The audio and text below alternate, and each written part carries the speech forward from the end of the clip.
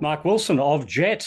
Welcome back to noise11.com. Thanks for having me. Well, we had the Get Born tours last year, so I guess this is the Get Born Again, the Hillsong version. Yes, it is. Yeah. Well, not so much, but basically, obviously, we were after Groove in the Mood just cancelled. We found ourselves with a gap in our schedule, and we really were keen to go and play. A lot parts of Australia we sort of haven't been to in a long time, or if ever. So we scrambled really fast with our agent and our promoter to put together a really great run of shows that don't totally reflect where we were going to go on that tour, but they're pretty close. And we're excited. We did the most of the eastern seaboard capital cities and Adelaide last time, and this time we'll hit Canberra and Perth out of the capitals, and then loads of sort of coastal and more regional places, which is really fun. So when Jet first came back together, I think, in fact, on this day 6 years ago, Mark Wilson, I was watching you in AC/DC Lane performing. With that. That was exactly 6 years ago. That's right. Yeah. That's that time does fly. I mean, 20 years since Get Born as well, so that's sort of flown by. We're playing a couple of new ones on this tour too, which is good. We've got a few where we've been working on a new record, so we'll be probably playing a couple or one or two of those songs on this. Not too many, because we all know that people are probably happy to hear one or two newies, but you don't want to bombard them with a bunch of songs they've never heard. So yeah, there'll be definitely some new songs on this run. Well, when people haven't heard anything since this album, going back to what, 2009? Yeah. So we're 15 years ago, Mark Wilson. I know we're not. I wouldn't say we've been prolific in the last 15 years. We kind of split for a while and then got back together, and then sort of got back together and then sort of stopped and then got back together again, and now it seems a bit more consistent. Yeah. So, celebrating 20 years of the Get Born album, was that always going to be the plan, that you would go out and do celebration tours? Honestly, it's basically an excuse for us to go out on the road and have fun, Like, we really love playing these songs. We have new material ready to go, but it's not ready to be released yet. So, as I said, we're playing a couple of those songs, but, we're keen. We love playing, and we're really enjoying it at the moment. So it's really fun to go out and do these venues where you can see the whites of people's eyes. The last run was a big arena, big sort of, forums and Enmores and stuff like that. So this time we're doing we're doing Torquay Hotel 2 nights. The first night sold out in a minute. I mean, that's pretty small, that gig for us. I think it only holds about 600-700. So we'll do 2 nights there, and then, the Brunswick Heads Hotel up in the Northern Rivers on the beach there, which I'm really pumped about that one. That looks like a fantastic, big outdoor kind of venue. I think the band is undercover, but then everybody's sort of like just in the. Those sort of gigs for us are really fun, and. Without when you play in those big theaters and the arenas and stuff, you have to bring in a lot of the lighting and stuff just to make it, like the big stages and big rooms. Whereas these, it's pure music, it's pure rock and roll in these sort of bit smaller venues, and it's just the band playing in a room, rather than all the bells and whistles and accoutrement that go along with it. Because I guess with a band like Jet, there was the residency in Paran back in the early days, and then the recording of the first album, and then you were basically shot off to all parts of the world. So you really didn't have that chance to go around Australia and play all the pubs and clubs like true. an I did, or a In Excess did back in the day. Totally, and it's something that we're aware of, and it's something that we're, it was by virtue of being popular in 100 different countries at once. You kind of pulled in all 4 directions by the different. So we'd come back to Australia almost like an international band and just play the capital cities, and then we'd be off to Japan or off to America or off to Europe or UK or whatever. So it was really difficult to have time to spend doing all that. But now we're we have a bit more time, and we're not touring as much, so we're really sort of focusing on doing. We're excited about doing this run of shows as much as we're about doing an arena tour or whatever. So yeah. If we take it back to those early days, the first album was recorded in the United States, wasn't it? And in the middle of recording we the recorded album, all you our came back. albums in the United States. Yeah. Yeah, yeah. But in the middle of recording the Get Born album, you came back to Australia to open for the Rolling Stones. That's Yeah, we did. when we look at that now. Here's a band that hadn't even released their first album, and you were put on a Yeah. Stones tour then. Yeah, we had an EP, that was it. But that was, I mean, there was a lot of buzz about us back then. So, people wanted us on their tours, and they actually asked us back on several tours afterwards, the Stones, because they liked having us around. And by the end of it, we were like, Ronnie would be sitting in catering, and you'd be on your own, and you'd be like, "Come over here and have," they wouldn't stand you sitting on your own having dinner.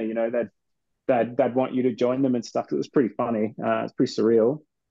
But they're just that was fun doing all the big football stadiums in Europe and stuff like that. You ultimately you're in there. No one gives a crap about seeing you too much, but it's more about the experience and the what happens beyond the being on stage part and the days off. When you're in Madrid and you get invited to a rooftop party with the best flamenco dancers and guitarists they have in Spain, because the Rolling Stones are there, so they make sure that all the best of the best are there. It's pretty funny. It's like a different life. It's like watching a movie or something when I think back to it.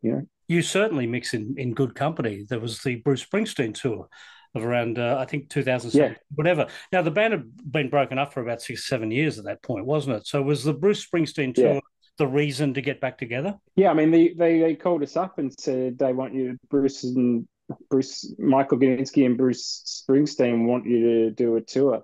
And they're two people I don't think you really can say no to.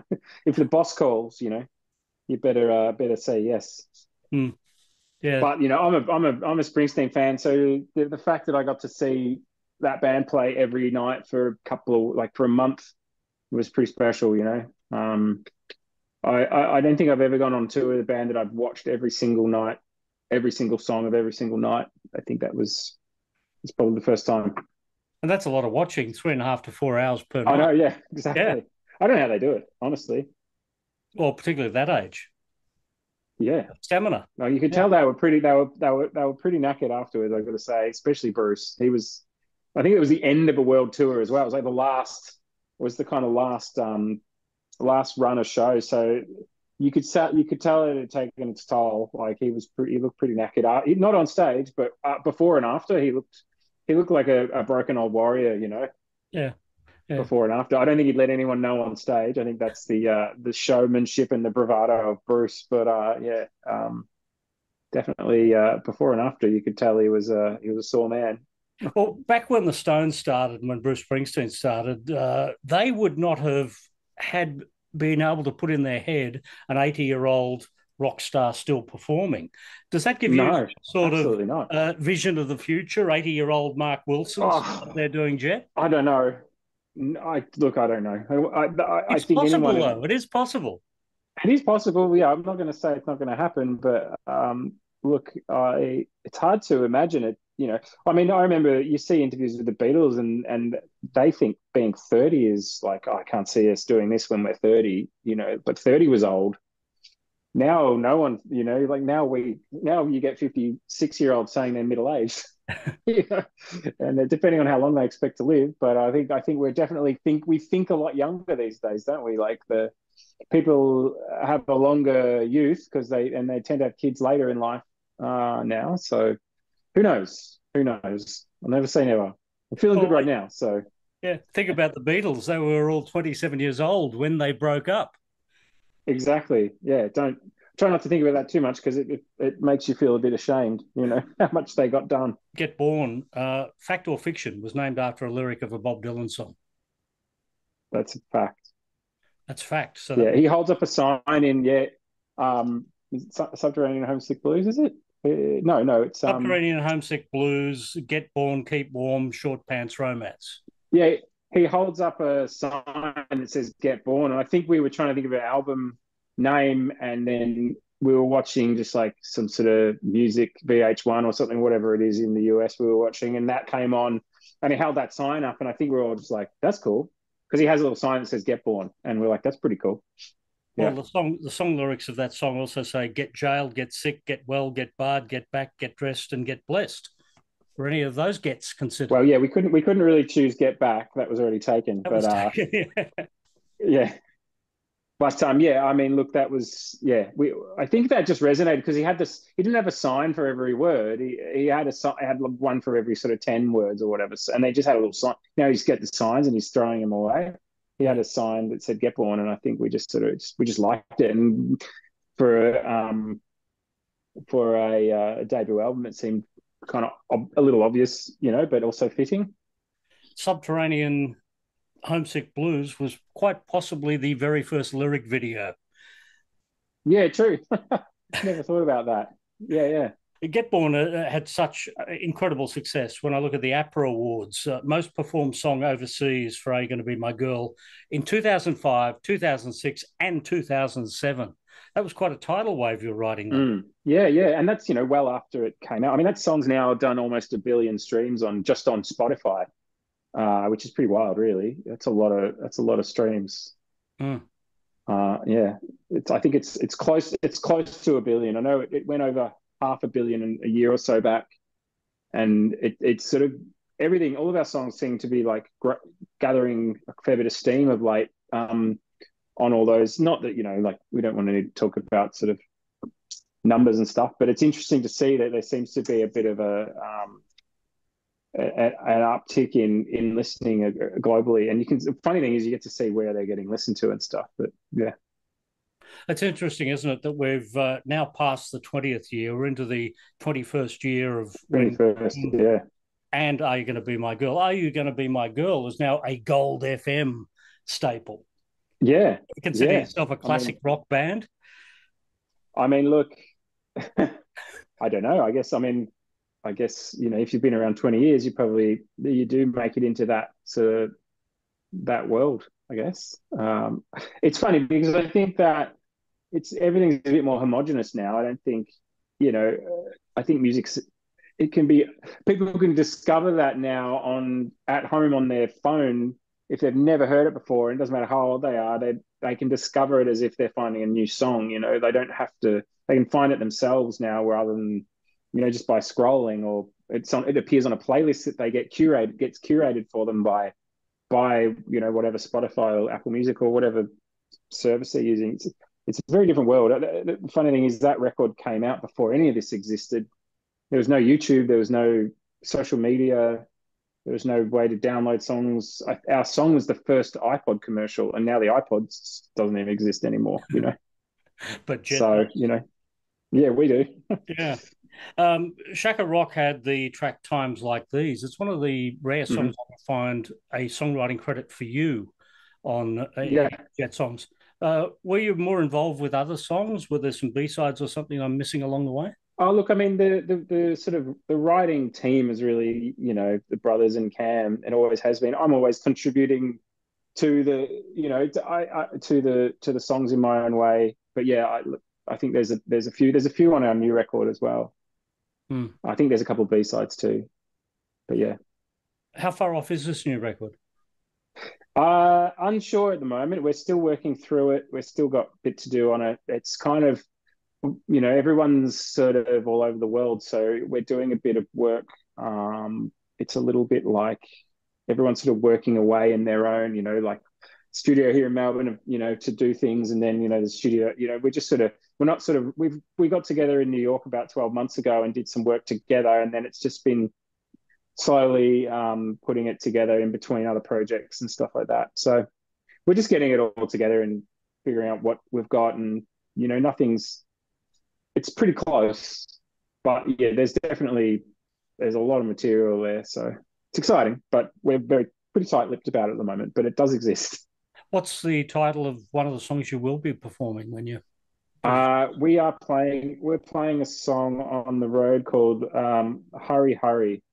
I think we were calling it Little Fish on the last tour, but I think once you actually have to write down what the song's called, you rethink that, because often you're just using a working title that has nothing to do with how the song actually ends up. So I think we're calling it Hurry, Hurry now. Okay. And album title yet? No album title yet. No. To be continued. Yeah. Keep them guessing, huh? Yeah. And no chance of a Damn Dogs reunion in the No, foreseeable I don't think future? so. No, I don't think so. That was just a bit of fun we did. We were, sort of when Jet were on hiatus, me, Chris, and Louis just sort of put some songs together. We'd just been kicking around anyway that didn't really suit Jet, so we put out a little EP. It was just a bit of fun. It wasn't really meant to be much. Yeah, that Japanese duo, Superfly, they did one. Yeah, super like me and Chris wrote a song for them. That was huge actually. That song. They're they're massive in Japan. No one, you wouldn't have known them outside of Japan, but she's one of the biggest like pop rock stars in Japan. So we have a huge following in Japan. So we often get little jobs like that and little opportunities to write for the Japanese people, Japanese artists. So it's pretty cool. I love going there and I love working there. So Well, it's great to see more Jet shows on the way and good news for the thank you. album too. So all the best for the future. Mark, thanks for joining us here at Noise 11. Thanks for having me.